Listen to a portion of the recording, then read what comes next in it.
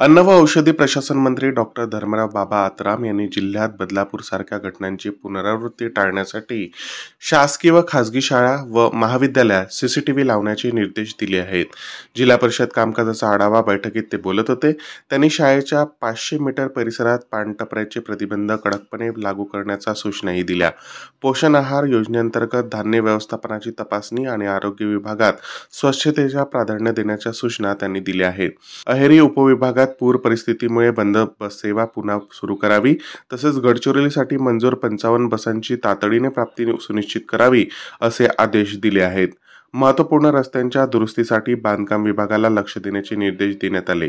मुख्यमंत्री माझी लाडकी बहीण योजनेअंतर्गत महिलांचे पैसे काळजीपूर्वक खर्च करावेत आणि जनकल्याण योजनांचा लाभ घेण्याचे आवाहन मंत्री आत्राम यांनी केले आहे.